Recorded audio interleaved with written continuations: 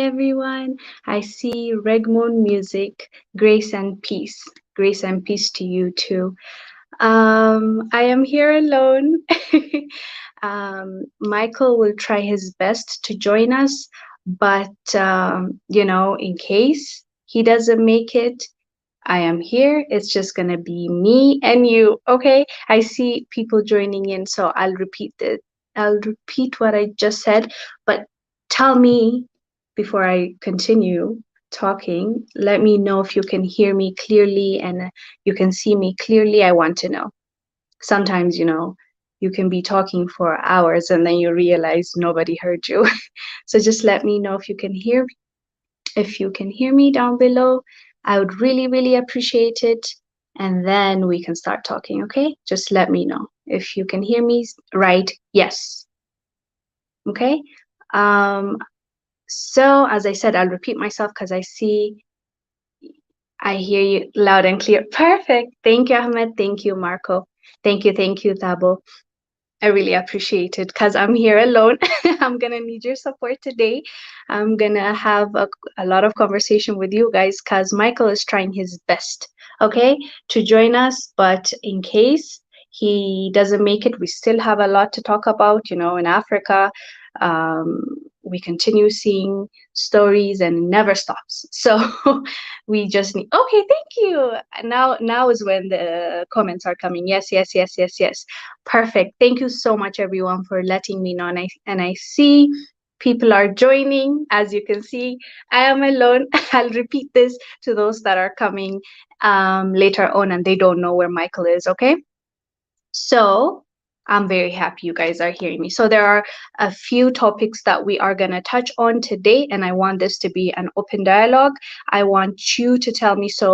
I want you to tell me what you're thinking and what your thoughts are about the topics we're going to discuss. So just be attentive and let your fingers be on your keyboard, okay? Thank you so much. Hi, Leila. You said, I hope I pronounced your name correct. You said first time on here.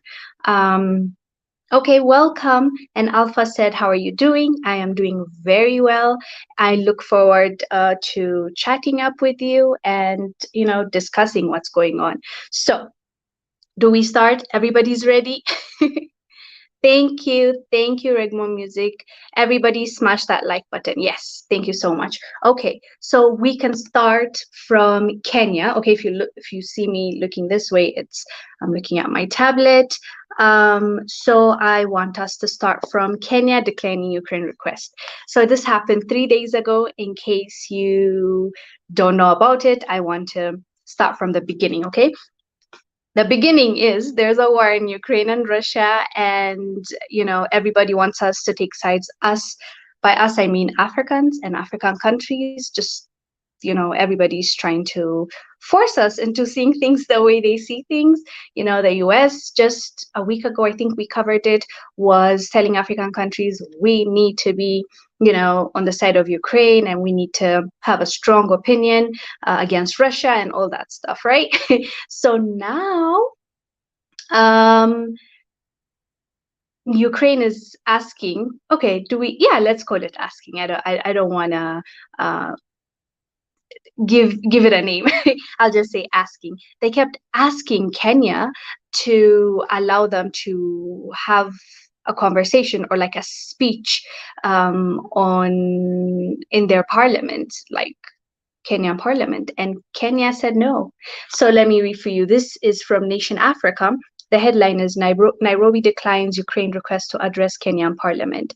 So obviously Ukraine is not happy about this because they wanted to address the Kenyan parliament and Kenya said no.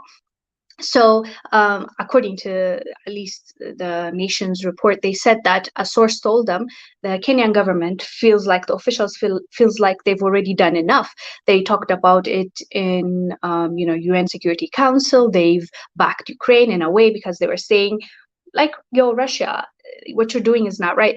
We said what we needed to say. I don't think you guys now should be given a platform in our own parliament. And, rightfully so. I feel them because, Kenyan parliament is there for the people. It's about, they are there to help with their people's issues and discuss what needs to be passed in the law and the policies and all that stuff. Why are they giving a platform for Ukraine to come and talk about Ukraine's issues? So I totally get it. There's a place and time for everything. And it seems like Ukraine is not happy about that.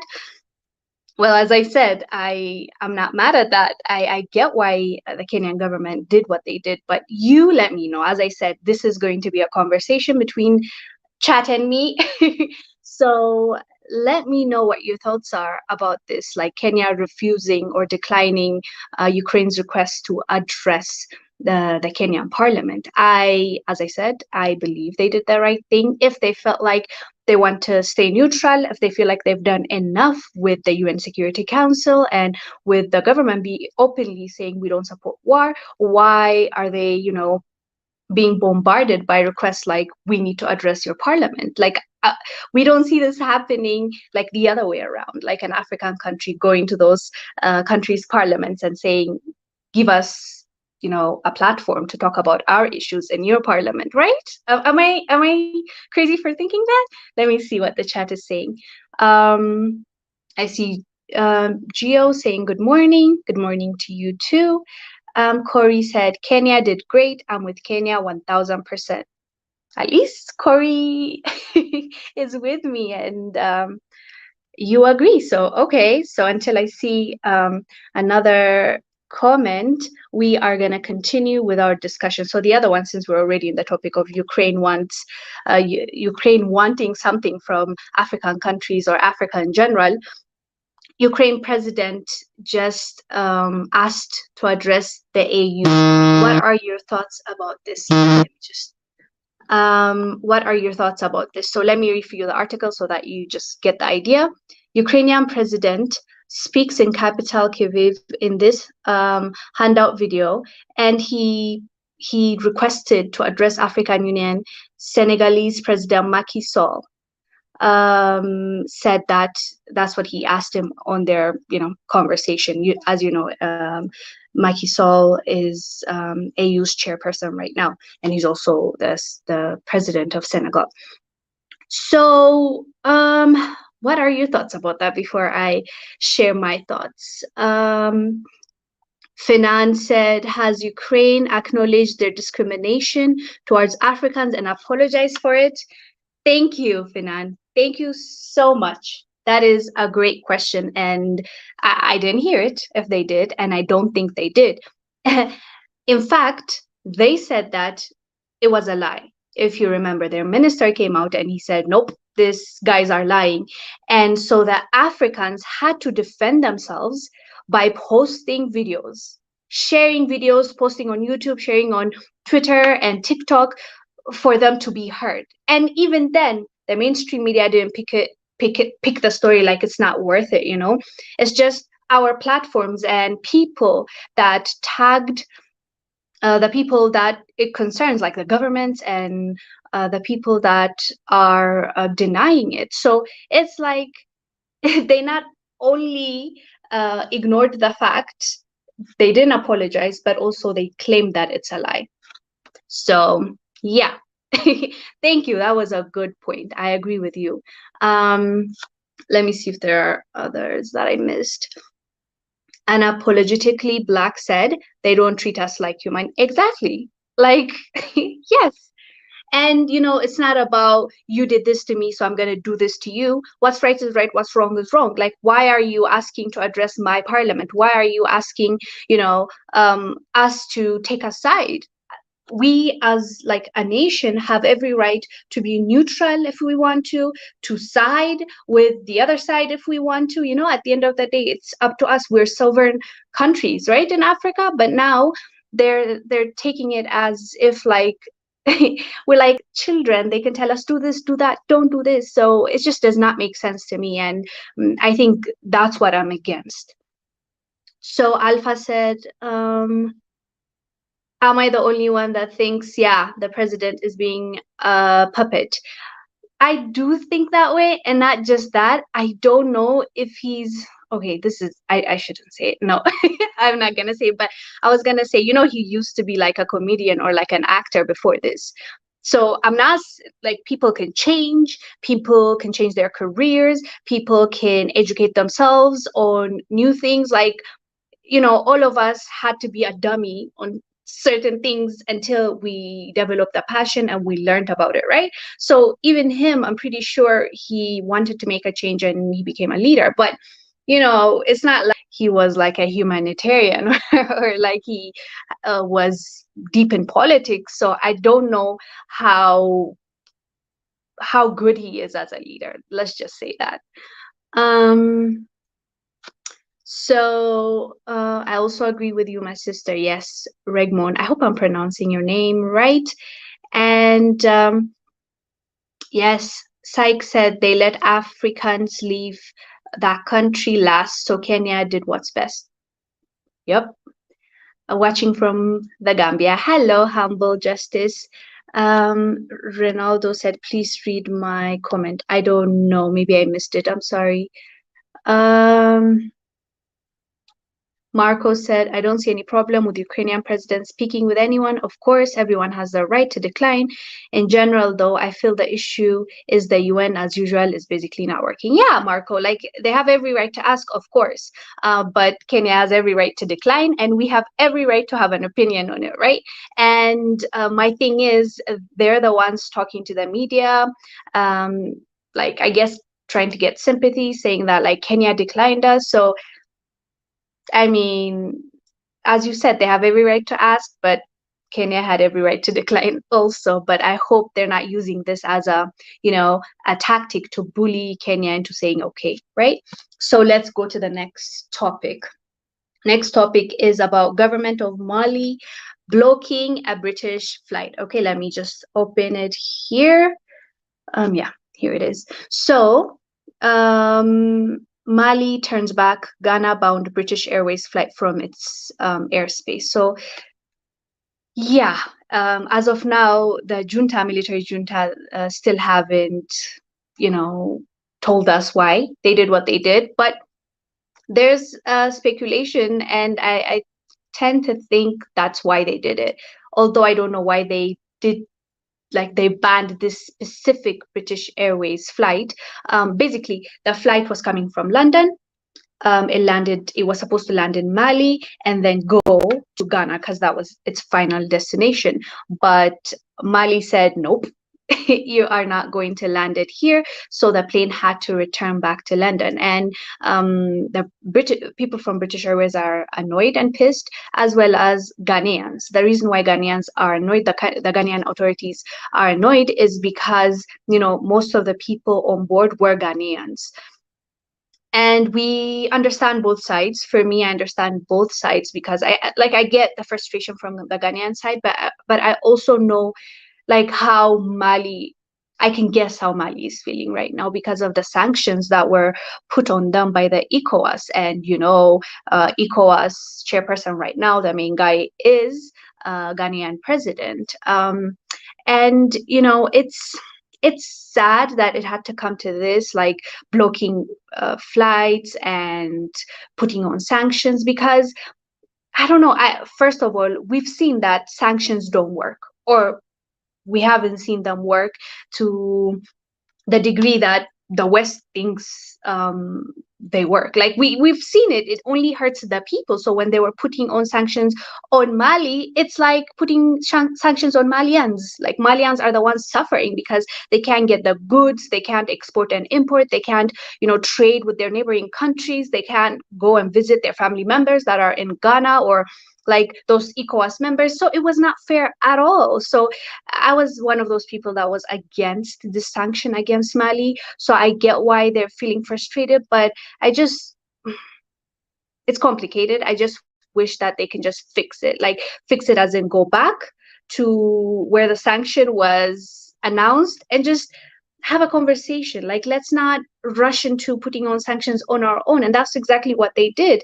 Like those African countries came together to put sanctions on Mali. And now the Malian government, which is like the transitional military government, the junta, is saying like, okay, you're going to do this, so we'll hit you back. Like that's what it looks like to me. But I want to hear from you guys what your thoughts are about this. If you've written, let me see, Mali did the best and I'm really happy. I mean, we feel them, but they're also, in a way, inconveniencing Ghanaians. But I also, I'm split into two because, in the first place, if the sanction was not put on Mali, I don't think this we won't be talking about this. But they've already put the sanctions on Mali, and Malians are paying for it, and Malians clearly love and support their leader. So who are we from outside going to tell them you need to change your leaders? Like, it just seems very odd to me that nations, like especially the Western nation, feels like they can just tell you what to do and you're supposed to do it. And they're not our colonizers. Like, they're not. I don't know how they feel comfortable choosing and picking leaders for other nations. And Malian said no, and it's clear, and they've actually went out to protest. A lot of people support their leader right now. I was shocked too, like, because this leader came after the coup, and you would think like they wouldn't want a military junta, but they seem to be happy. So if they are happy with their government, what are we talking about here? Like, what, right? Anyways, yeah, I'm sure there's more to the story.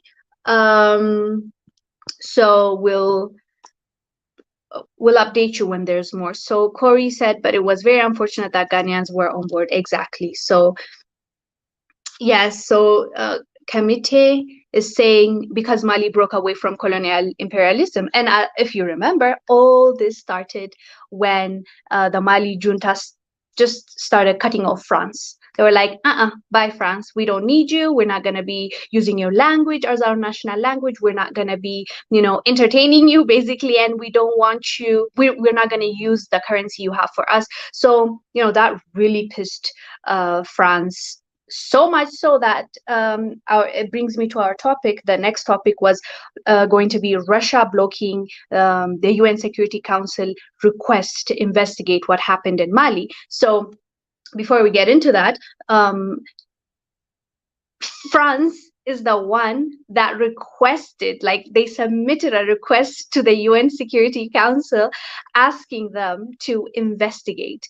And so Russia blocked that, as well as China. China backed that up. So um like, France is so vindictive, it's not even funny. Like, they're going to the extreme to make sure, like, to make Mali pay, or anybody that goes against their nation, or like call them out. If you call them out, just expect some kind of um retaliation from them. So the next story, as I said, was going to be about Russia. So let me just get into that and explain to you a little about that. So, as I told you, France went in there, being their petty selves, went to the UN Security Council and asked the UN Security Council. They're like, yo, we need to do our research, like something happened. We need to have an investigation in Mali. What they want to investigate is the killing, the alleged killing, because we don't know. There's two sides to the story. France is saying that it's the Malian government, along with, allegedly, with the Russian mercenaries called Wagner, that killed the civilians.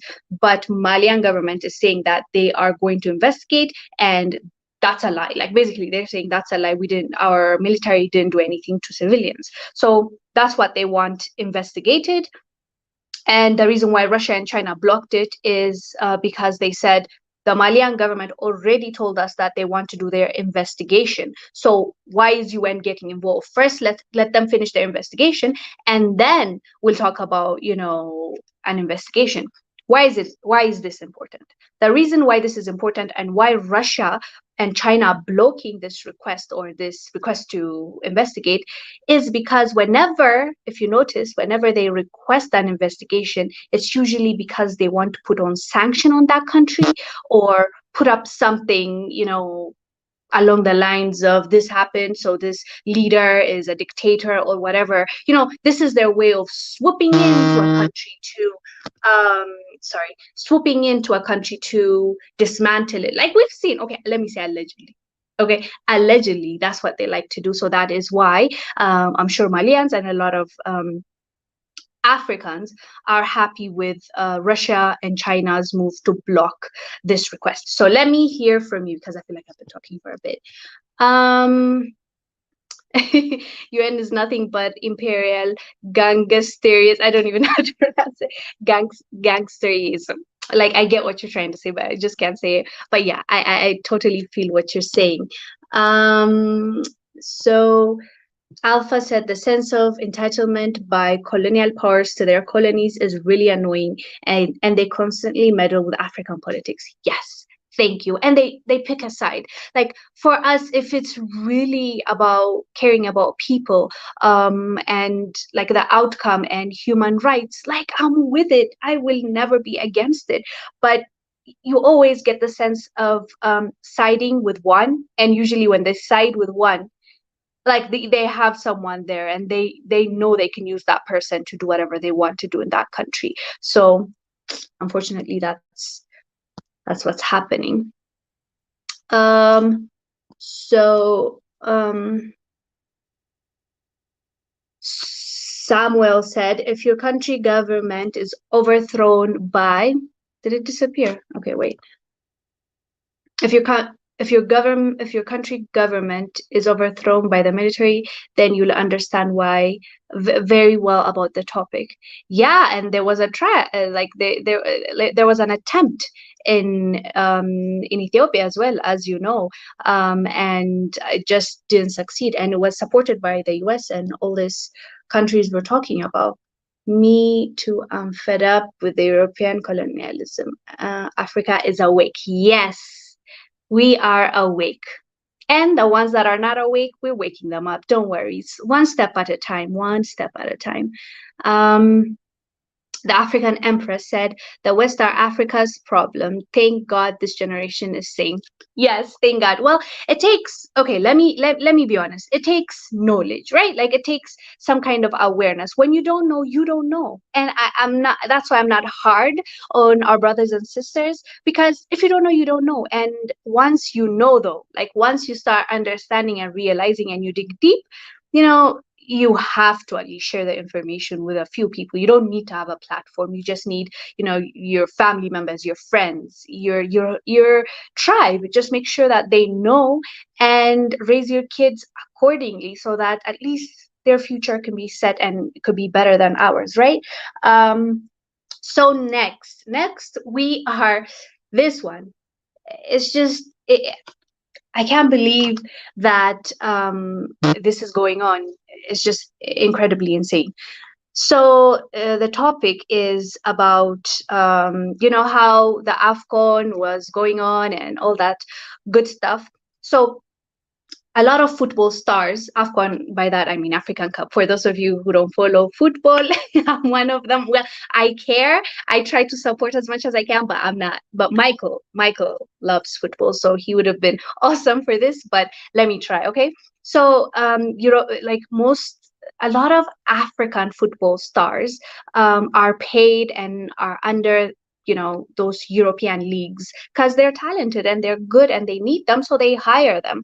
And so they were complaining. I did a report 2-3 months ago of them complaining that their leagues, their European leagues, are not allowing them to play in the African Cup. Why they want to play for the African Cup? It's plain and simple. It's because they care about their country, they love where they come from, and they want to represent their country there, right? So this football star played in the African Cup. His name is Kalichi, and his contract just got terminated. And he told us, why. I am going to read the direct quote for you. So he said, let me read for you what he said. So as I told you, his name is Kalichi No Kali, and his contract was terminated by the Spanish football club. And he said, let me tell you what he said. I can't believe we're allowing this in this day and age.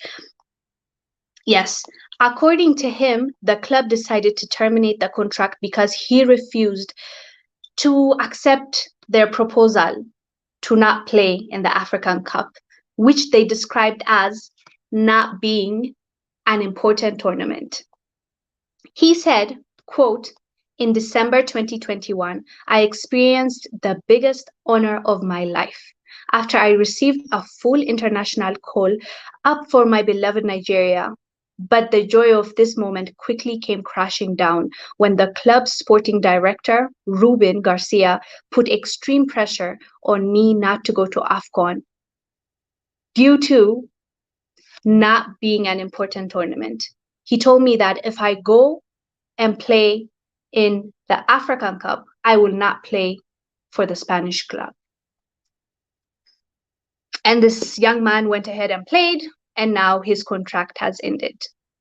Fam, you, you have to tell me what your thoughts are about this. This young man wanted to represent Nigeria in his own free time, and he got fired because allegedly, according to him, he got fired because he wanted to play in the African Cup. His Spanish league was like, nope, we told you not to play there. It's not important to play in the African Cup, so we're firing you. We're just cutting the contract. Like, sure, it's over between you and me. That's what they told him. Like, and I don't see a lot of new. This is from iGambia. iGambia is good. They usually cover, stories relating Africa and things that the mainstream media don't want to talk about. So, like, how did no one say anything? Like, this guy was literally fired because he wanted to play for his home country. Like, what are your thoughts about this? Let me see if there's anything about that. Jerry said we don't care about football. I don't know about football. I don't love football, but I still care that this young brother was fired because he wanted to play for his own country. And let's not also forget, even though me and you might not care about football, there are millions that care about football. And Africans love football. And I don't think there's anything wrong with having a preference with sports or entertainment. Like, I genuinely don't think there's any like, it's a bad thing as long as you don't make it your whole entire life and you're not being productive because you're obsessing over football. But it's good to have a hobby, and that's fine, and it's healthy, you run around. But this brother was fired because he played for Nigeria because they believe African Cup was not an important tournament. Yeah, I thought, I wish Michael was here because I'm sure he loves football. He can say a lot. But yeah, I see Kamite saying Ethiopia has a really strong nationalism when foreign influence is disrupting the peace. We as Africans should take notes. And that's true. And I'm so proud of my country and my people when when there was a lot of foreign influence and people tried to really dismantle Ethiopia. Like, it was a scary time when that was happening. People came together and said it's not going to happen, not on our watch at least. So I agree with you, and thank you so much for standing with us. So yeah, Hilly said, yeah, African have to stand up for themselves. These people think they own Black people. Exactly. They acted like he's their slave and they owned him. Like, just imagine just firing someone just because he wanted to play for his own country in his own free time. Seriously? Yeah, they do believe like they own us. So it's just annoying. So he said they warned him, so it's insubordination. Sorry, okay, you know more about football, so you'll have to elaborate more down below. Even if they warned him, does that justify what they did? You do believe like he should, even if they told him do not play for Nigeria, they have like, he should have stopped and not played for his country? Like, let me ask you this. What's the reasoning behind telling him do not play? What do they have to lose at the end of the day? I remember them giving an example explanation before this got terminated. They were saying that during COVID, there's a high chance of the players, contracting it and blah, blah. But they still allow the European leagues to continue. So when it's just the African Cup, when we're afraid of the pandemic was there when they were playing for the European leagues, no? Like, I know that for a fact, even though I don't watch football. So yeah, I don't know. You guys let me know. Mm, let me see. Natty P said, not an important tournament. Isn't that where they rise from to become stars? Exactly. We all have been deceived and lied to. It's sad that some of us are so brainwashed that we fight our own and continue to aid the oppressor's agenda. Amen. That's what we do. And that makes me really sad.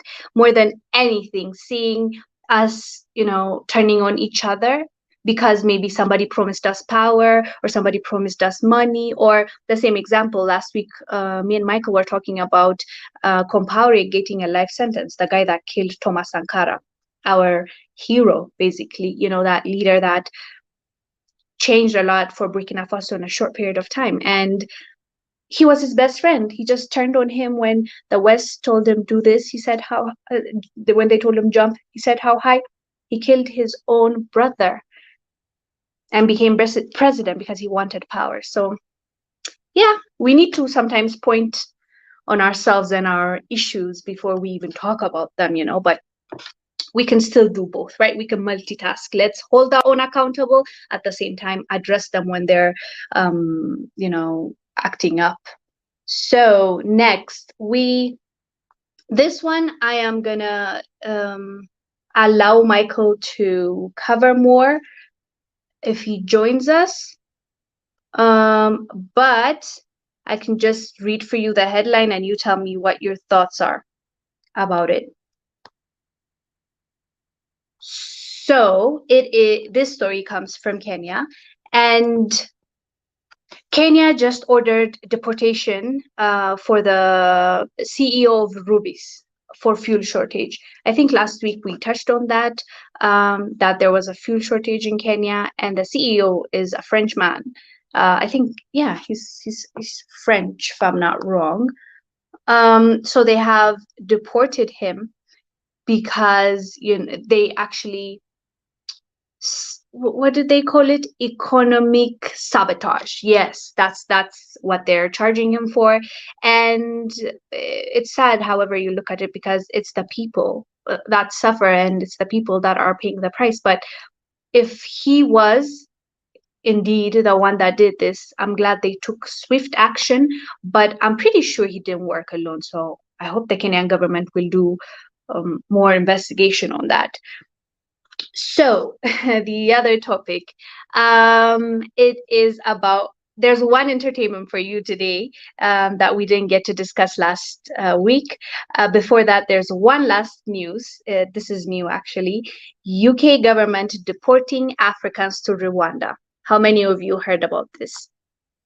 Like, tell me how many of you heard about this. I was so surprised. Let me see the comments as you guys type.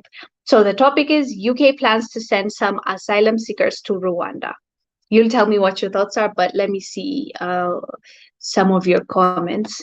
The African leaders have the people of Africa on their face before the rest of the world. Sorry, said multitasking. Yep. I am saying I know you wrote it in capital letter. Yep, multitasking, because when you have a to-do list, let me ask you, sorry, when you have a to-do list, you'll have priority, urgent, you'll have things to do within the day, within the week, within a month, right? You don't have just one thing to do. Like before this live, I had many things that I needed to handle. So you wake up in the morning and you write down and you say, I need to do this, that, and the third, right? So you do them, and whatever, like if something urgent comes, you put it in there because, time is also important. It's not just tasks, and some tasks can wait. So as I said, when I'm saying multitasking, even though you might not think some topics are not, really important right now, they can still be in the to-do list. They can still be discussed as you're prioritizing 1, 2, 3, 4, 5, 6 policies, agendas, and topics. I am a firm believer of that. That's my answer to you, multitasking. Alpha said, Blaise Compaoré was a treasonous and unpatriotic son of the motherland. And unfortunately, like, how do you kill your best friend? And secondly, how do you kill Thomas Sankara? he was so revolutionary. He was so young and so ambitious, and like he could have done so much, if he stayed in power, and he didn't accept the bribes from the West. Like he even, I might butcher his quote, but he said something like, I will not accept champagnes for a few, but like the others, while the others are suffering. So I'd rather not, I'd rather not have champagne. Like I love that. Like we need those kind of um, patriotic leaders. B said, I'm so glad to see Africans standing for Africans. We have hope. Yes, yes, we do. Do not give up. Sometimes this negative people might get into you, might comment and tell you like, when you think you're really gonna see that, haha, but it might not be like the way you might think, like Pan Africa. When you think about like the ideal um Pan Africa is like everybody coming together, not just Africa, but like the diaspora. That's what you think, but it might not look like that. It might look like, just for example, like me and Michael working together, different country but the same continent, us coming together to help each other. Me right now, I'm talking about Mali. It can be us coming together fighting for our rights. It's not just about me, but about like us caring about each individual in each country in the whole continent. And once we start knowing each other, we can start loving each other, we can start working together. And so, let's not give up. I think we are on the right path, in my opinion. Healy said yes, he was there undermining Kenya gas, then good riddance. um So Kamite said, I think it's a response to someone else. Doro said, that is why Africans must strive for excellence in all that we do. Correct. I could not agree with you more. If we are self-sufficient, if we're independent, we won't be begging anyone. We won't be taking aid. We won't be, we won't be afraid of sanctions. Look at Russia. Like they're handling it better because they have the resources. They made sure that they are independent. Of course, as a country, you're still going to be in a way dependent on other countries because of export and import. What you might not have, some other country might have, but still, they can still feed their people and still survive, or handle their own, right? So that's what we need to strive for. So now let's go to UK plans. So I didn't see comments. Maybe I don't see.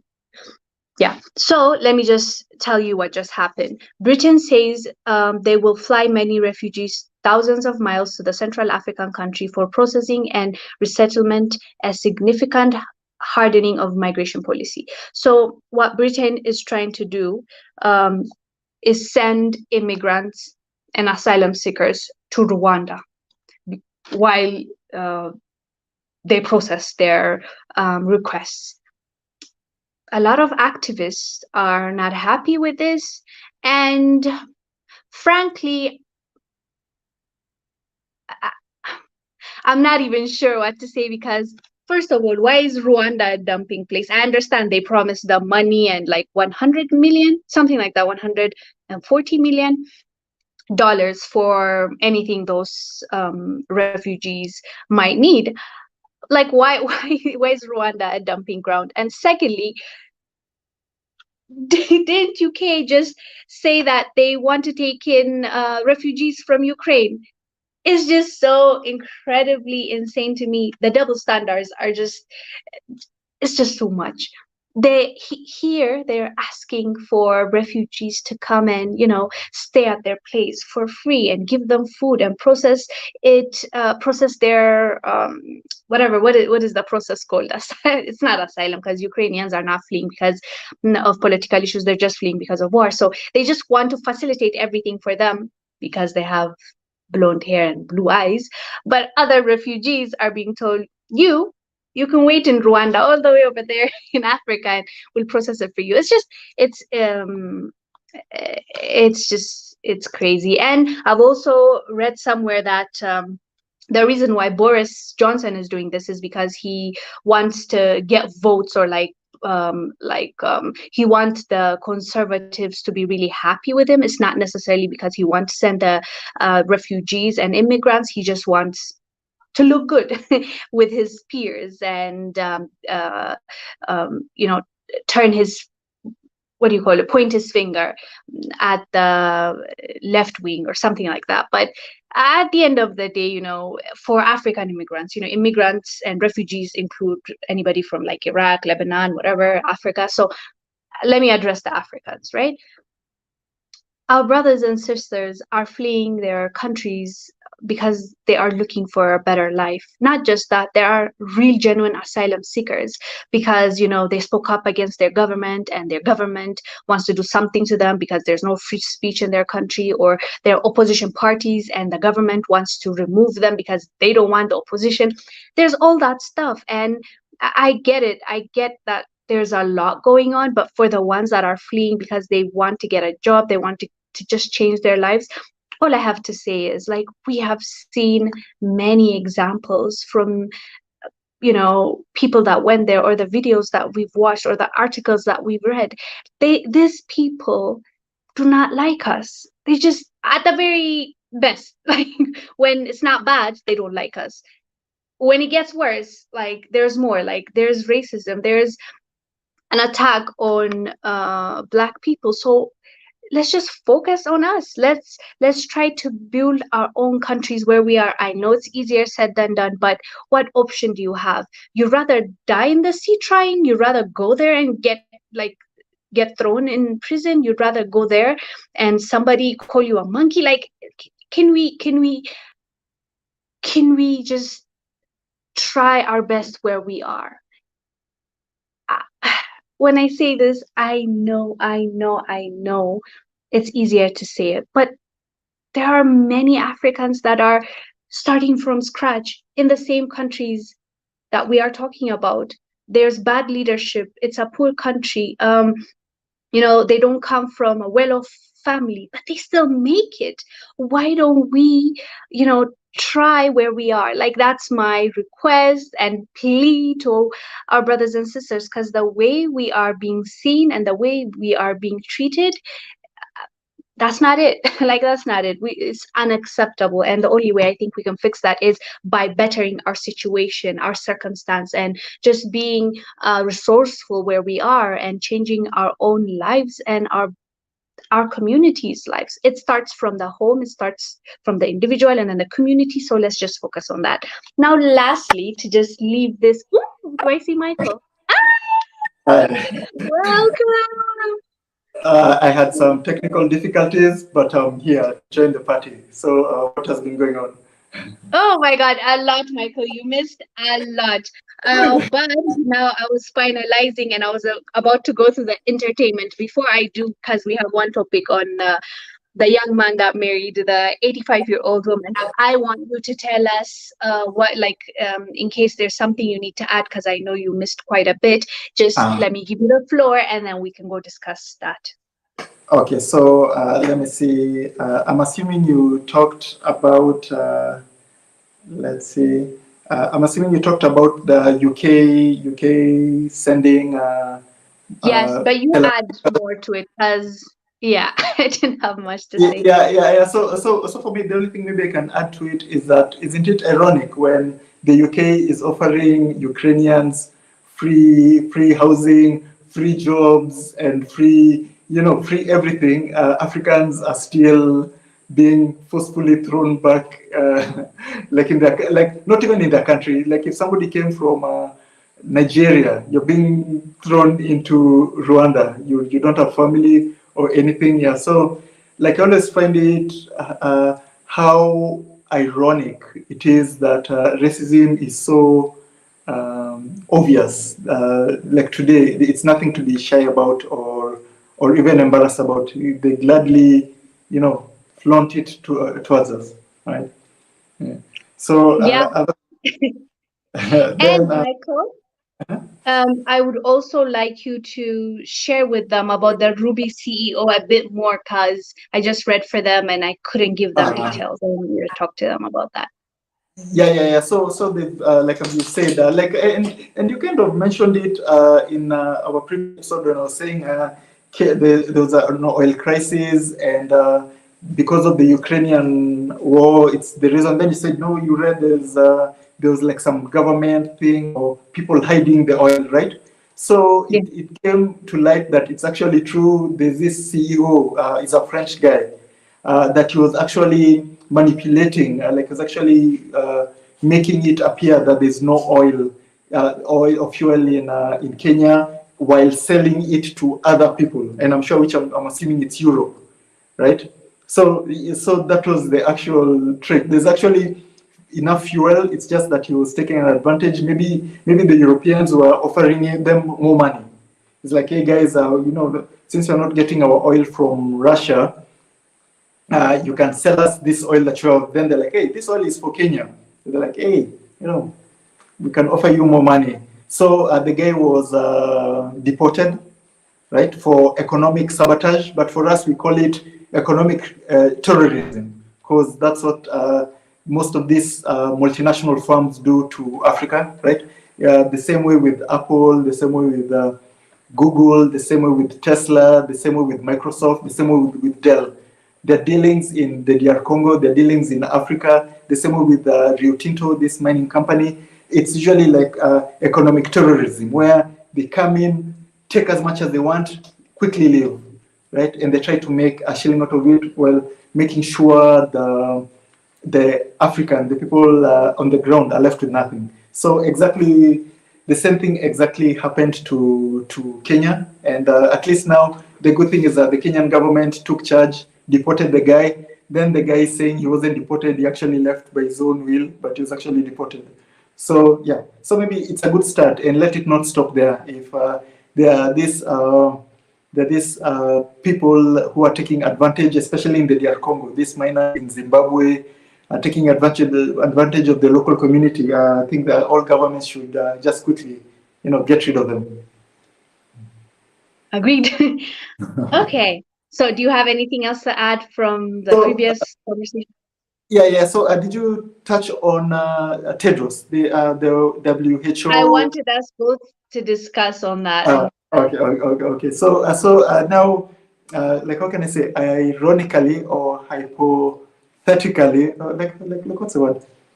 Like something cruel happened. He went, I think yesterday, made an announcement that there's racism and Africans are being treated differently from Ukrainians. He's joining the bandwagon of saying popular things. So he gets back to the mainstream. He's got people to please, right? But ironically, that guy is, I don't say single-handedly, but responsible for a lot of the heartache and deaths that's happening in Ethiopia right now, in the Tigray region. And he's used his world position to seek favors and try to help the TPLF, try to give them weapons in the guise of food. There were reports that many UN and World WHO trucks were being used to ferry TPLF like terrorists. Much of that food that he's begging the world to send to Tigray is actually not even reaching the poor people of Tigray. It's actually feeding the TPLF terrorists to go and cause more havoc. So this is the irony of somebody like that claiming that there's racism, because he's a tribalist, right? He would kill his own people to protect his tribe. And like I always find people like that like the worst. Like I think there's this the late president of Ghana, Jerry Rawlings. He said somebody worse than an enemy is a traitor, right? And I think Tedro is a traitor to Ethiopia, and that's even worse. Because it hurts more and it's more damaging to Ethiopia. Even the president. The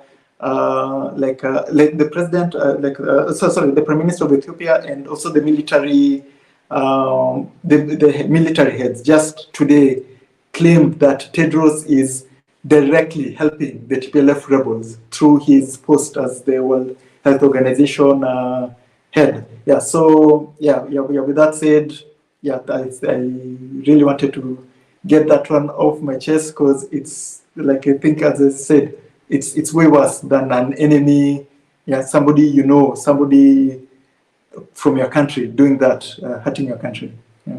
Yeah, it's really sad, and a lot of people are really disappointed and disheartened. But he also used to serve in the same government as the same people that he's serving. So I don't know if there's like a difference between the two, because he was under that, government. And so I don't think there's a difference between him and them. But when he became WHO, I guess a lot of people were proud and happy as an Ethiopian for him to be there, and they were hoping that he will like care for everyone, not just those groups that he benefited with or worked with. And yeah, it's really disheartening. And even worse, like he wasn't even under the TPLF. He's among the founding members of the TPLF. Yeah, yeah, Yeah. He's yeah. like I think Yes. there were six, right? Like I think there Yeah, were six. And he's the only one who's still alive. So technically, he's the de facto leader. that's No, he's that's the de his facto baby. leader. Yeah. Yeah. Because right now you think it's this guy Gabriel Michelson, I think, but I think he's the guy in charge, right? And it's just up to him to call out for peace. And Yeah, and yeah.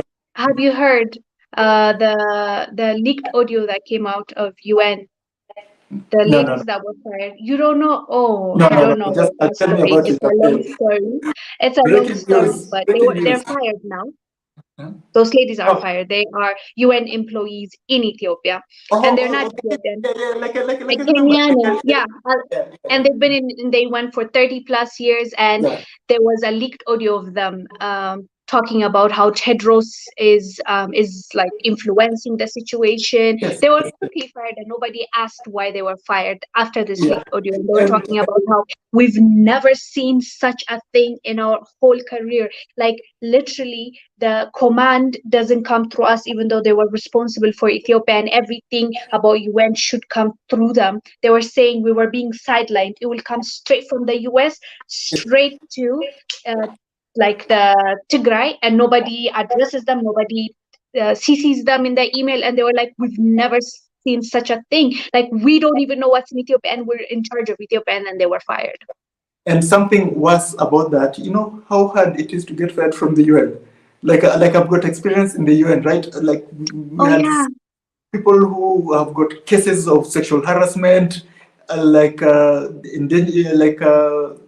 threatening others, racism. They still keep their jobs, right? So for those UN employees to be fired, it means it had to come straight from the top. So yeah, yeah. you And they were just don't saying get. that they said in the audio, I'll send you after, as soon as this live ends, I'll send you the link and you'll hear all of it.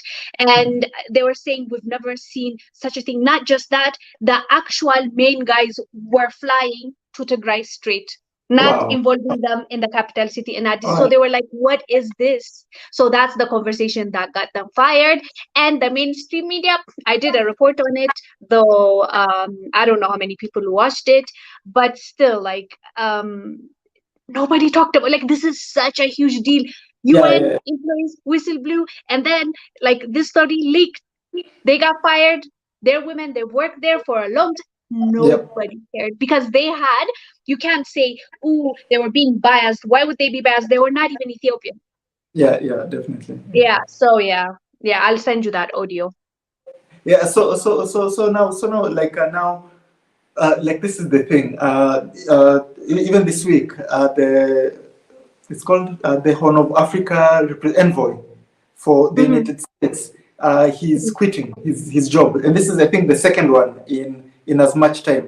Like they're really trying to uh, how can I say, disrupt Ethiopia. They're really trying to disrupt the Horn, but it's constantly failing and failing and failing, and they keep switching these guys, right? So this envoy, he just joined recently. He's failed to do his job of, like I think, putting the TPLF back in power so they can have control of Ethiopia again, right?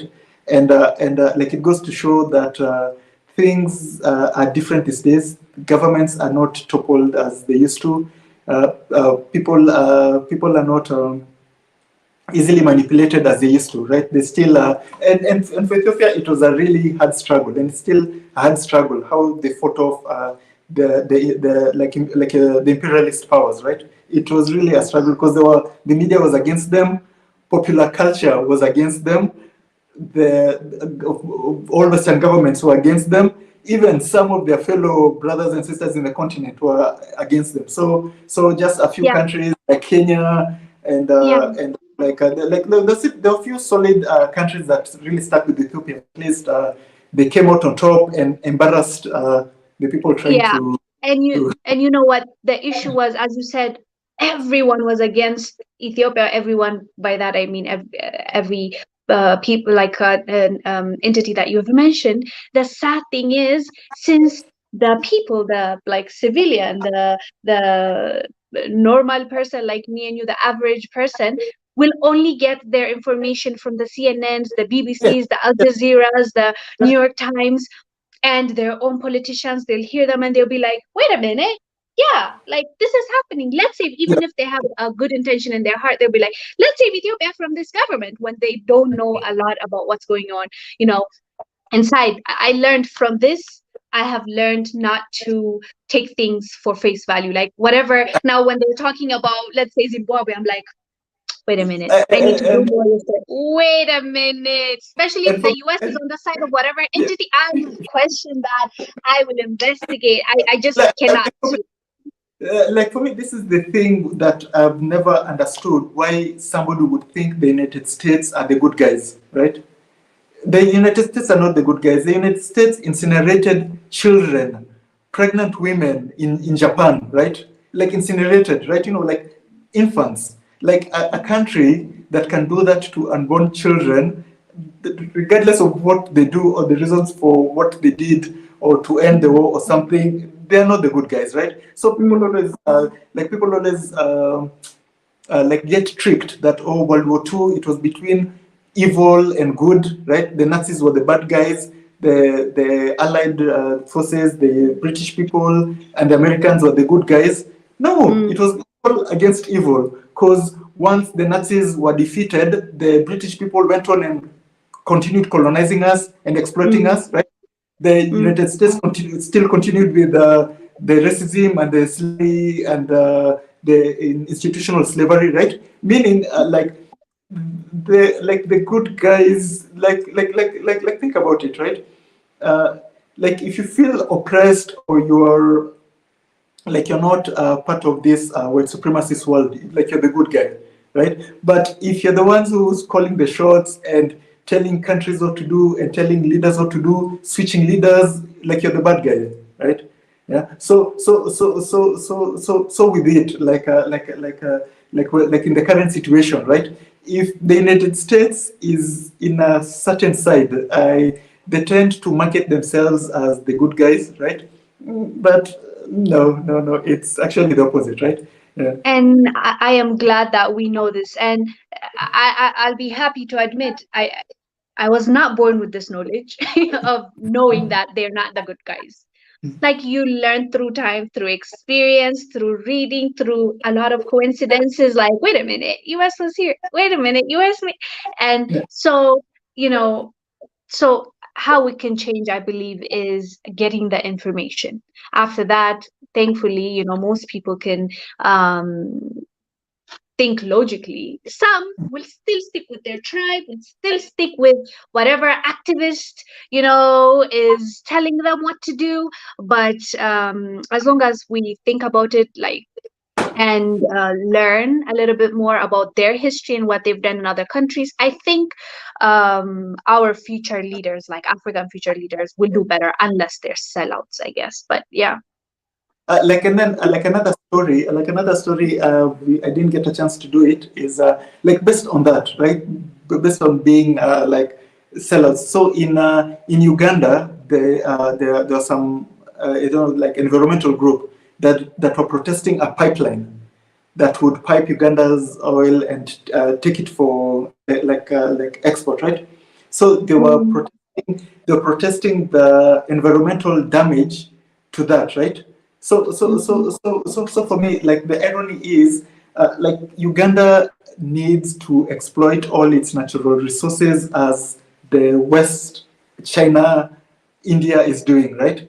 So by this environmental purism, like oh we don't want to dig up our oil, like somebody else will steal it, right? So instead of those young Africans protesting, hey, stop digging our oil, and in the other one they're like we need more jobs for, like we need more jobs, the youth needs employment, right? You can't have your cake and eat it too. It's either the government does not use what it has to create jobs and resources for you guys, or it's either the government does what every other country is doing and exploits its resources, sells its resources, gets money. So that's for me the thing I always find like ironic, that Africans, although we are the ones who contributed less, I think it's less than 5% to all climate change, all effects on the environment in the world. Like we're still the ones who are protesting the most, that for our governments not to to exploit our resources and benefit as much as these other countries that have benefited, right? So like I Yeah. understand, extremely hilarious, but also very worrying, especially for this younger generation, the so-called woke generation, right? Yeah, Mm. like we don't want to destroy our environment. Maybe it's something new. It's not you who destroyed it. You found it already destroyed, right? So yeah. So for me, that's one thing we also wanted to cover, but time didn't allow us, because this week has been very newsworthy, right? So many things Mm. happened, from Mm. Kenya's parliament refusing Ukraine to speak, to the African Union. The African Union cannot refuse, but they are like like you're getting the feeling they're not really lining up to make Yeah. things happen, right? That's called diplomacy, telling somebody Yeah. no in a nice way, right? Like, oh, Yeah. yeah, we're ready helping you guys and stuff. Yeah, so it's been a very eventful week. So I Yeah. think uh, maybe after we can finish up with some Light. lighter news. Yeah. Yes. Let's see. Yeah, our comment section are they're really engaged and they're having a conversation. I even see Bill Gates here somewhere. That's a whole topic. That's a whole podcast. It's just yeah. Like even talking about Bill Gates, we recently did Africa True Story, a documentary about how Melinda Gates was like, oh, Africans will be on the streets dying of COVID, but it was actually ironic that it happened to them. So maybe you guys can go to the channel and check out Oh, you've the done show. that. Yeah. Yeah. Like we, Okay. Okay. yeah, yeah. Go watch that after this though. Yeah. We usually used to do these documentary shorts. We used to call it Africa True Story. We stopped for a while, but now the series is back, so you can have a look and see how Yeah. interesting this and ironic that story was. Yeah. Yeah.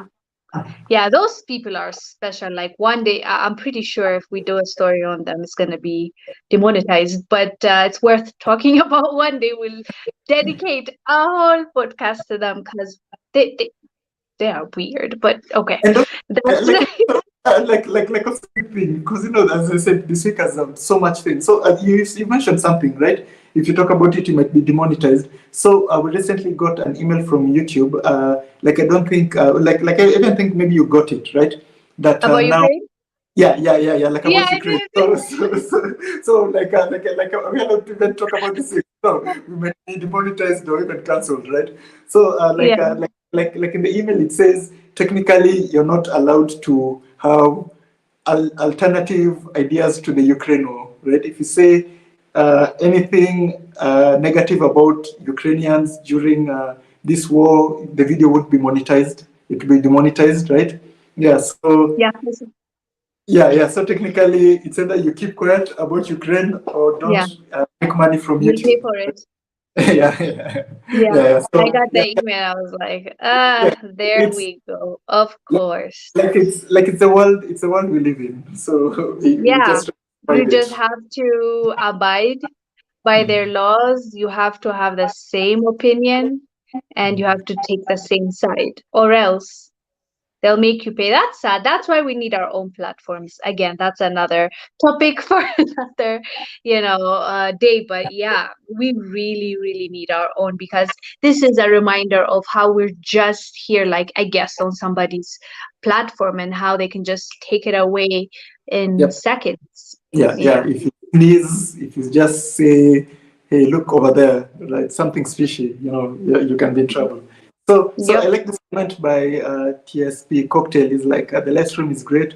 Consider doing regular live streams for subs, like sub in the info. Yeah, yeah. So we do this every Friday, right? Yeah, we do Yeah, yeah, Fridays. yeah, yeah. Regardless of the situation, if for me I'm stuck somewhere, like we'll always try our best to give you this conversation, because I think it's very informative, and it's always good for people to uh, go back and forth. And we'll also start having guests as from both our members, right? Yeah. And did I can just Eventually, we'll start that. I saw her, and I was gonna tell you I didn't want to cut you in. She walked like very confidently, like that's her runway. yes, yes. That's the channel mascot. Okay. Okay, she's so Okay. cute. So let's go to the final news. I know today I've got so many Okay, stories. will do. Will do. Somebody asked about free speech. Do you support Elon Musk? I support what he's doing. Mm, I might not like everything that he does, but he's trying to buy Twitter. I know he already bought like 9.2% share, but now yeah. he's trying to buy the 100% all of it. And he's always been outspoken about free speech and how Twitter is removing people for speaking their minds, and how he doesn't like how Twitter handles their platform. So if anything, I respect his move to buy the whole company instead of complaining about it. I don't know if they'll sell it to him, but for But me, I'm but for free speech and I like what he's doing. but isn't that dangerous now? Like what if he buys it and is like a Nazi, or like his dad? Elon Musk's dad was a very is he alive or something? Like he's really not a good man. He's murdered people in like I don't think people like I think he killed a South African, an African South African, while he was trying maybe to enter his compound. He shot him. Like I'm saying, the You'll have to history. share with me that Yeah, yeah, yeah. So, story. I don't yeah, know. yeah. So this is the thing about Elon Musk. He's got this media image about himself, how he came up from nothing and he No, I made his think own. his parents were millionaires. Did I Yeah, see like that it's, no, somewhere? like not millionaires, but his parents were beneficiaries of the apartheid system, right? Okay. So he benefited from that cushy life, right, of exploiting Africans and uplifting white people in South Africa. And he comes to us like, "Hey, I'm this self-made person." So like I've got issues with Okay. him based on that. Respectfully, me and Yeah, Michael are gonna disagree for yeah, yeah, the sure, first sure, time. sure, I agree sure, with sure. what you're saying when it comes, because I don't know the story. You'll have to send Yeah, to me, and I'll need to do more research. Of course, I'll never support him hurting anyone, and Africa. And on top of that, no. But when you're saying like he's saying he's self-made, but he's benefited from apartheid. You can still be self-made and come from millionaires. Like in my opinion, like yeah, you, Michael, can have millionaires as parents, and you yeah, can be yeah. a trust fund baby, but you can still grow it to the point where you worked hard and you become the number one billionaire in the world. I feel like you've had an input, and you in a way made it yourself because your parents were just millionaires or Uh, beneficiary, whatever you want to call it. That's what I'm saying. like when I mean he benefited from the apartheid system, like I don't mean that because his parents were rich, they helped him as in they helped him with money to start like his business, right? No, no, no. What I mean he benefited from the apartheid government is that he had an opportunity that was stolen from a South African who would have gotten that Oh, same opportunity. You get, as in the South Africa, the apartheid government made Africans not to like even learn in their language. They force them to learn in a language that they don't know, putting them down and uplifting white South Africans. That's why even today, South Africa has a very huge wealth Wealth gap gap. of Yeah. the white population and the African like Africans who are there, right? It's not because Elon Musk is smarter or more hardworking than the rest. It's just because he was in a system where he had it easier to go to school, get good education, right? Like he started making games like when he was young, selling it to. So you're trying to tell me Africa, like an African South African who was fighting, getting killed in the streets in South Africa, had that opportunity to Of sit course down not. and be like, hey, let me think of making games and selling it and getting money, right? So that's what I Yeah. mean when he had an unfair advantage growing up Okay.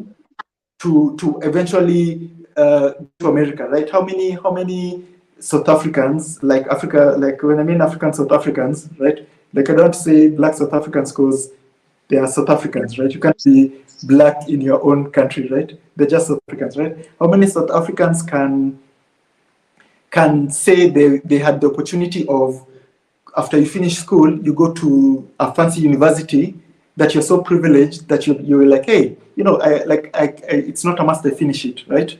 Something like that. But I'm saying, yeah, that I mean when I feel he had like I feel it's unfair because it happens still today in South Africa, right? Where there's this white elite who get all the benefits of a country, right? Like I think it's 12% population, and it's like, and then the worst thing is that things like that cause xenophobia, right? You see how South Yeah. Africans are very aggressive against other Africans who are there, right?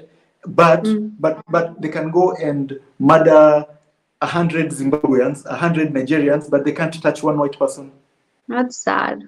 Yeah. It's because of that kind of system, right? They've been oppressed. They can't Mm. even think like, hey, the cause of all my poverty, the cause of why I can't go forward is this apartheid system, right? It's not this Zimbabwean or this Nigerian. Yeah. Yeah. So for me, that's why Unfortunately, yeah. And like I always say yeah, that, what you see is who you take it out on, I think, like, because yeah, they can't reach the whites, they can't yes, go to their neighborhoods, they don't have access to them as much as the Zimbabwean just on the streets selling peanuts, right? So yeah. so when it comes to Elon Musk, like he's tried to sanitize his rise, right? Yeah. Like the way he tells his story, every background has Yeah, even something us, like, we're always the hero in our stories, like yeah, individually, yeah, yeah, even us, like, yeah, yeah, this yeah, yeah. person did this to me. Yeah. So to come full circle, like somebody who grew up in a authoritarian system, would you want that person to control something as powerful? Just one person, right? Who grew up you're a product of where you came from, right? He grew up with that. Like, for you to be successful, you must take from other people. That's apartheid, right? Yeah. Mm. So, like for me, like, would you want to risk somebody who had that upbringing? Like when you grow up, like you're your own person, right? Like you can make your own decisions. You're an adult. You're not a product of your parents. You can rebel. You can have your own ideologies and stuff, right? But can you risk a person who grew up like that, right, seeing all the unfairness and seeing it like it's okay, right? Because he didn't fight against the apartheid system, like as far as I know, right? He just left. It's like, hey, I'm out of here. So like, would you want somebody like that to be in charge of just one person? Because if he owns it, he's one person. There's no board. There's no discussion. Like, if he, like, you see how the Twitter took long to ban Trump, right? Because they had to Yeah, go but they through. still did though. That's Yeah, my yeah, yeah, issue. yeah, yeah, yeah. It does. It doesn't matter if it takes So time now though. Elon Musk, so no, but because that one, it had to go through systems, and it took time, right? But now, if Elon Musk owns it, then he sees my video of me talking bad about him, he can be like, Michael, out.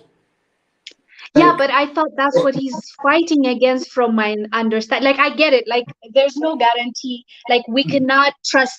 I feel like we cannot trust the board members right now as well, because you know what they did to the No More movement. Yeah, yeah, They yeah, definitely, literally banned us from the trending page. Just definitely. imagine Mhm. Twitter banned No More movement, people fighting Yes. for their country, and they're like, nope, be quiet, we don't want to hear from you. So for me, Mhm. I take it very personally, right? For them to have that kind of Uh, privilege, not just privilege, nobody questioning them, that they can just remove a whole movement. So mm, for me, they're the same. If anything, from what I've heard, of course, I'm just speaking mm, from what I've read, he can yeah. be lying. So yeah, you are totally right. Putting it on 1% still is gonna be is And not gonna and be technically guaranteed. But he's so on for he fights for free speech. He's like, why do we ban people? Let's just go. If anything, I'm scared that everybody can say anything on Twitter and people can get abusive, and like there's no uh, regulation. That's what I'm scared of. so like so this is the thing. Like for me, like even also my other problem with Elon Musk is that he's a child, right? He's a child. If somebody says something he doesn't like, he goes and calls them pedophiles, and as in he's how can I say, he's petty. But you know, He's he's also autistic. Yeah, but yeah. So, would you want somebody, just one person, just because he doesn't, like, he can't say your name right? He's like, oh, Wongra, like, he's like, I'm banning her, like. So I for hear me, you, yeah, and yeah, that's yeah, a risk. Yes, that's yeah, a yeah. risk. The But I feel alternative like for they're both the same. Yeah. so for me, like, I've been thinking of this Twitter. There's a platform that I always like, and I've always wondered how it's not collapsed since today, and it's Wikipedia, right? You see how Oh. Wikipedia is just a people platform, right? Mm, Right? Yeah. So, like, yeah. what if Twitter was run like Wikipedia, where nobody, like, it's the community that bans people, like, it's a community that moderates people. It's just not these people. It's just not these people who like board members or an owner who control it, right? Like for now, like Wikipedia, right? You can go to Wikipedia and I say, like, Elon Musk is a child, right? I edit on his profile, right? And it will stay there till somebody goes back and goes like, no, Elon Musk is not a child, right? Somebody can be like, no, but he's a bit. I think it's an open platform where people uh, like talk, right? Like the Wikipedia platform, and you've used Wikipedia, right? I've used Wikipedia. Every person has used Wikipedia. So if I Twitter was have. like if Twitter was run like that, where like the solution is like there's no point in replacing one evil with another evil, right? You know, Okay. like I always keep saying it. One of my favorite saying, like of all time, is like, for me, always go like, the voice of the people is the voice of God, right? If you let people moderate these things, right? Yeah. So think about it. Like for the Nomo movement, right? So if there's a certain group that wants to ban the Nomo movement, right? Would it have been possible if it was a community based? Because how many Ethiopians are there? They are like 100, like 100, almost 100 million Ethiopians, right? So even if there's a certain 110, group, I believe. Hmm. 110. So even if there's a certain group that goes to Twitter like, oh, the normal movement is about this and this, 100 million people will be like, no, it's about this, and the majority would correct the mistake, right? So for me, I think one person is way dangerous than a board, because at least the good thing with the board is that I've been in like in huge institutions and huge companies, right? And I know there's nothing as efficient as bureaucracy, right? Yeah. So at least they have that going for it. Like, decisions are not made based on somebody's feeling, based on how somebody woke up that day, based on somebody's mental health, right? Yeah. Decisions are made, yeah. Decisions are made by, like, they take so long to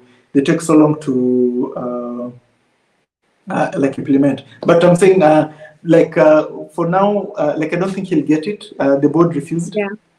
Yeah. Yeah. So for me, like, I'm hoping Twitter learns its lesson and becomes like more of an open platform, because Yeah. that's why Jack Dorsey left, because it Yeah. wasn't The like creator.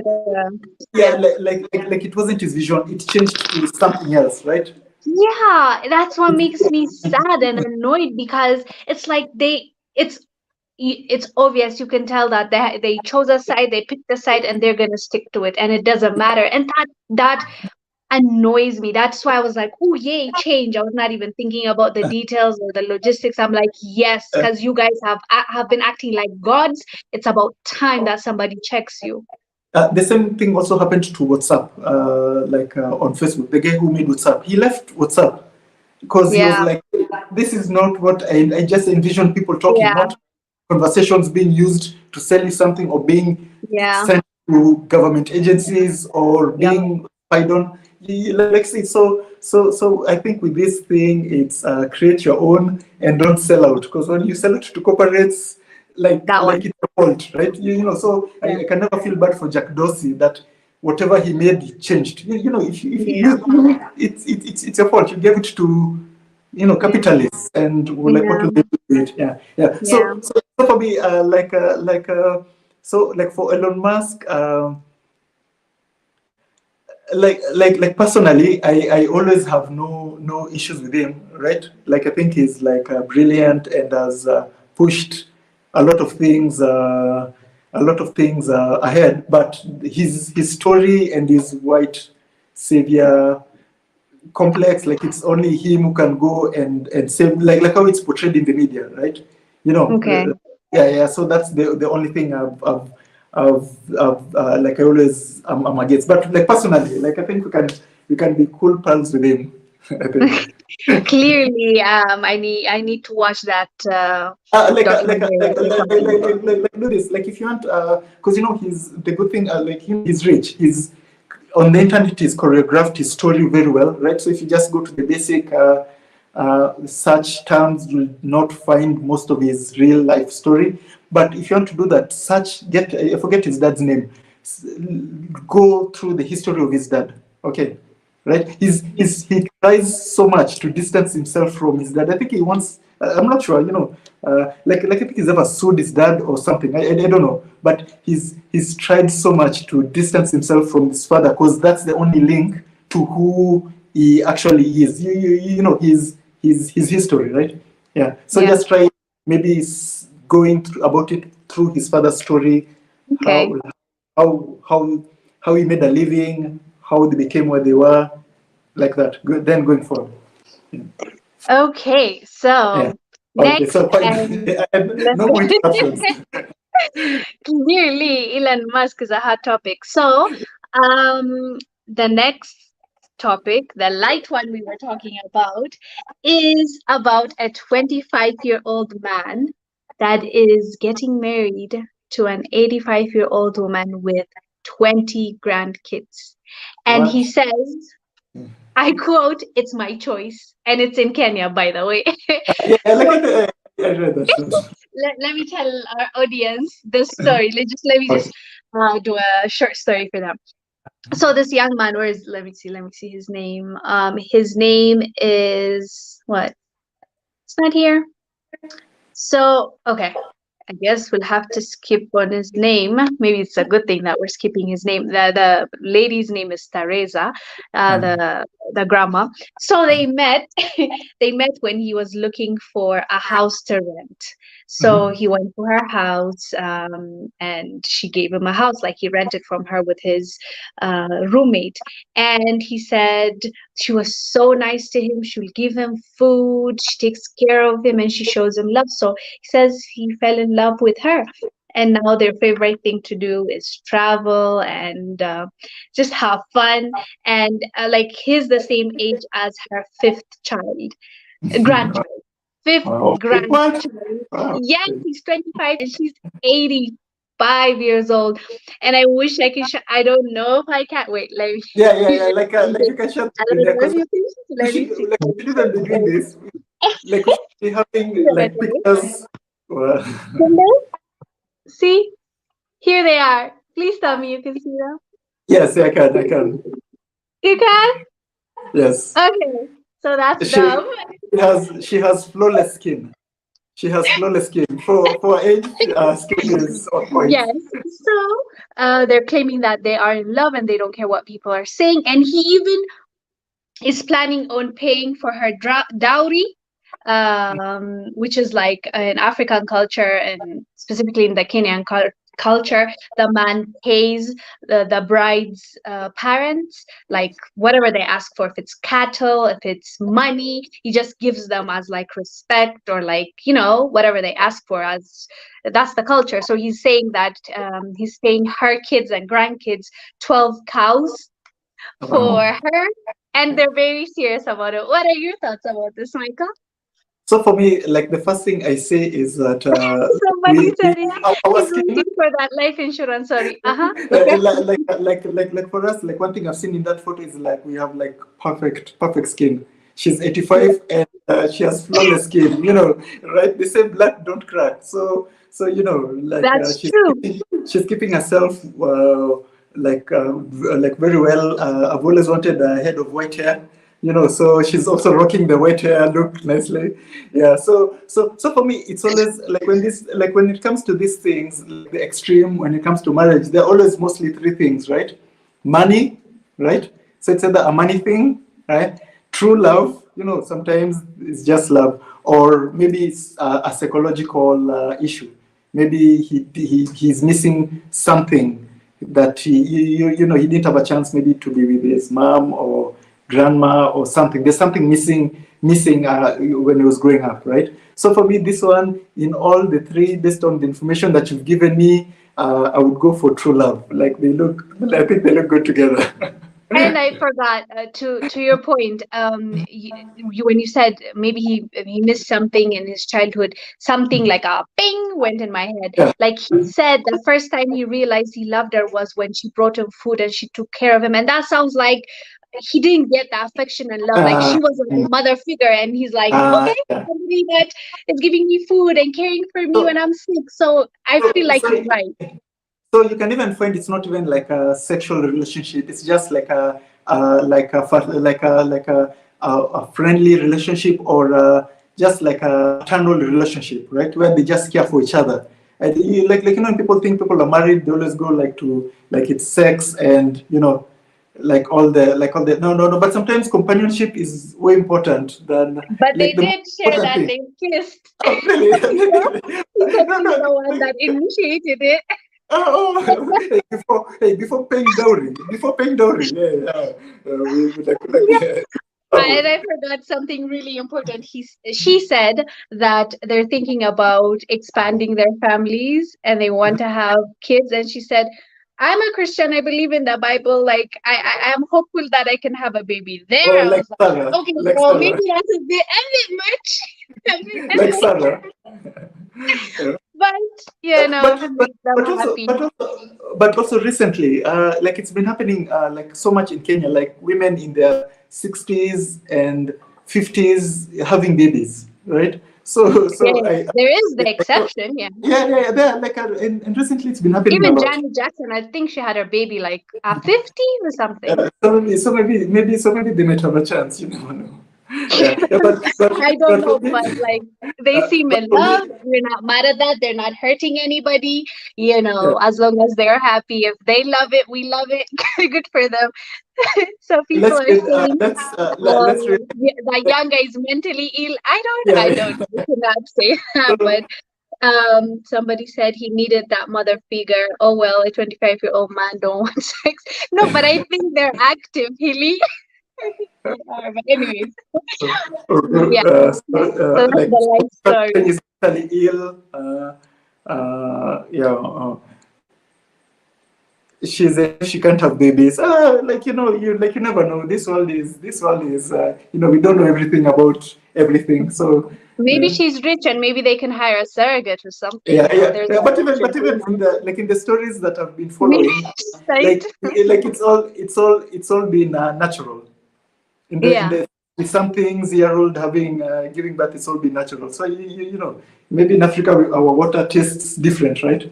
Uh, Yeah. uh, So good luck to the newlyweds. We wish yeah, them yeah, all the best.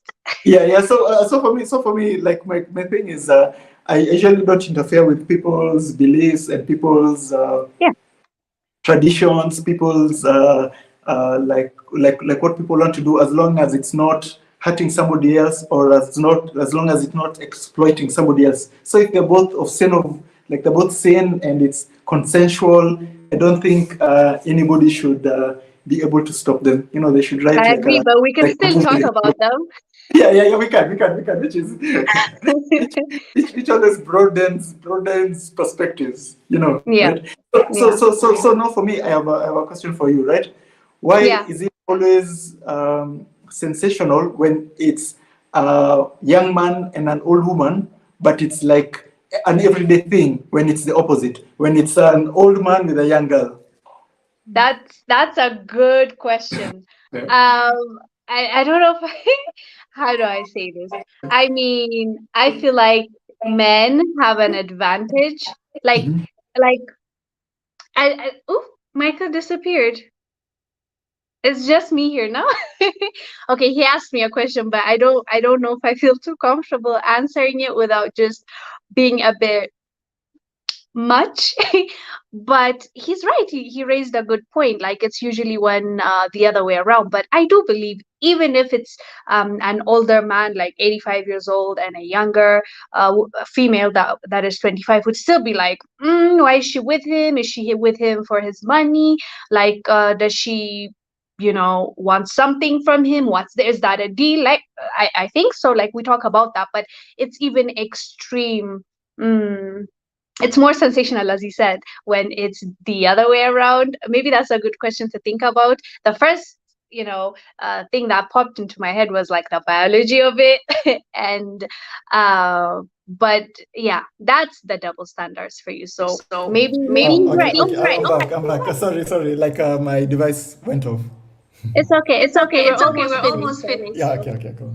But Yeah. there's an But there's echo, an but echo. Oh you yeah. Now no fancy mics and speakers, unfortunately. So So like maybe if you can tell me your opinion. I missed it. when I'm When talking. I'm talking, Yeah, there's an yeah, there's an echo. echo. I've Okay, already I've okay. told already them what told I them what think, I so you think, can so you question can after question this is after done. this I is don't want done. I don't any want layer. any lawyer. Okay, awesome. Yeah. Like maybe we can like because you've got better sound, you can close up the stream. Okay. Okay.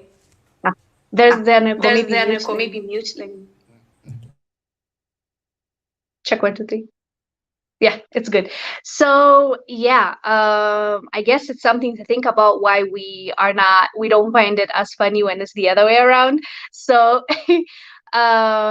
yes, we wish them all the best. They seem to be happy. Good luck to the couple, and I hope they enjoy their lives together. And we had so much fun today, and I had a good time with the chat and with Michael after he joined us. This was an awesome podcast. Please, please, please, come back next week, same time, Friday. It's going to continue, and in the future we are going to be bringing you guys up here so we can have an open dialogue with all of you. Thank you so much for watching. Michael, say bye first, and then I'll say mine, and we can end it. Thank you for joining. Sorry for the bad audio at the end, but we always appreciate you guys. Make sure to check out both our channels, which will be in the descriptions below. And you remember, Africa is watching. Stay stay blessed. blessed.